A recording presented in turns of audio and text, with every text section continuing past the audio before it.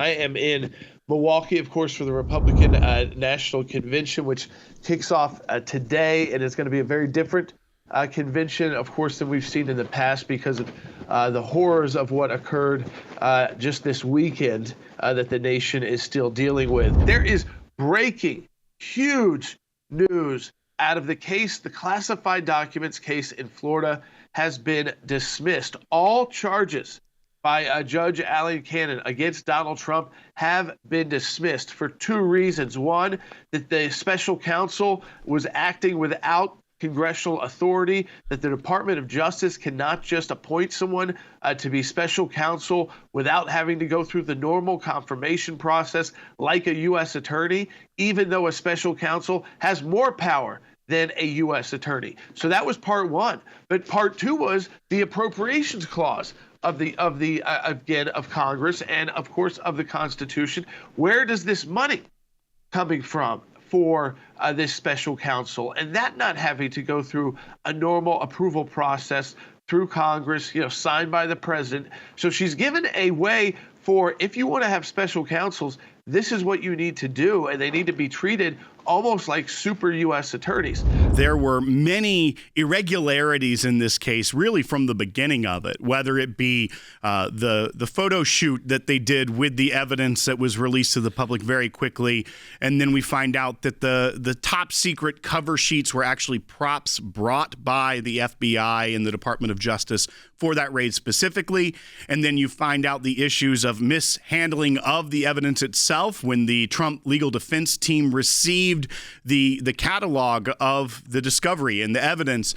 Things were missing, things were out of order. So it had been mismanaged as it went. But this was the big question, whether or not Judge Cannon would rule on the authority of the special counsel to even exist, to even bring these charges in the first place. In that oral argument, some of the readout that we saw was she very much honed in on that appropriations language where she asked repeatedly about where's your funding coming from, and they said we have unlimited budget. Well, what if that runs out? Well, then we'll go somewhere else. The government was very proud of the fact they could spend as much money as they wanted without recourse, and that violation of separation of powers when Congress has the power to appropriate those funds, and we see that she's ruled against on two different reasons to dismiss these charges. No, this was the same argument that we raised 6 years ago when we were handling the Mueller investigation. We said that the appointment of Bob Mueller was unconstitutional, that exactly as Judge Cannon said, it violated the appointment clause because, as Department of Justice likes to brag about these special counsels, they have more authority, or certainly the same amount of authority, but with greater, less oversight than a U.S. attorney. And of course, a U.S. attorney to be appointed has to be confirmed by the United States Senate, and the money for that U.S. attorney has to be approved by Congress. None of that happens with the special counsel. So this is an argument that we have raised historically since the Mueller investigation started that we were handling for President Trump. And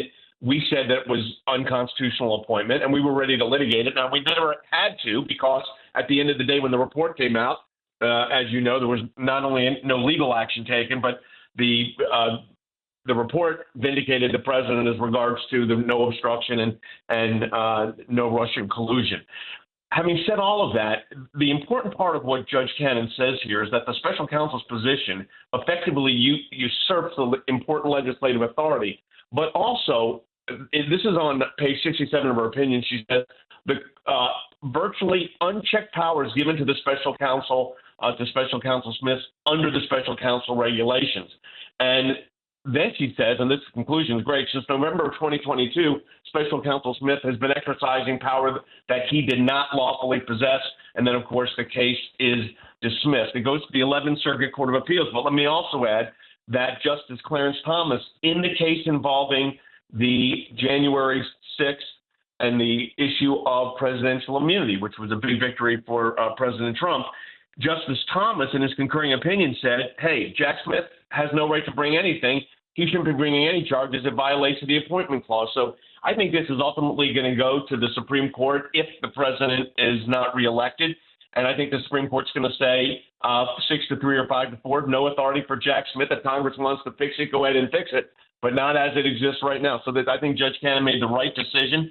And this is obviously a significant victory for the former president.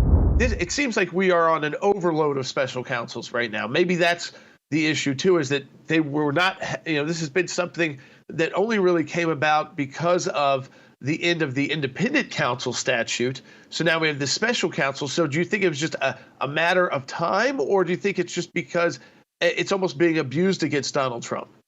Well, I think it's at a point of utilization that we've never seen in U.S. history. There's no statutory basis for it. It violates the Constitution. We've been saying that for years. The courts that have ruled on it, and they act like there's been these, hundreds of courts that have ruled on it, frankly, got it wrong. And I think there is, Jordan, institutional bias. A lot of these judges come out of the Department of Justice, and there's this inclination that the agency is right and that the agency possesses this unlimited authority. And by the way, in light of the Chevron case, which was also decided this term by the Supreme Court, those days are over.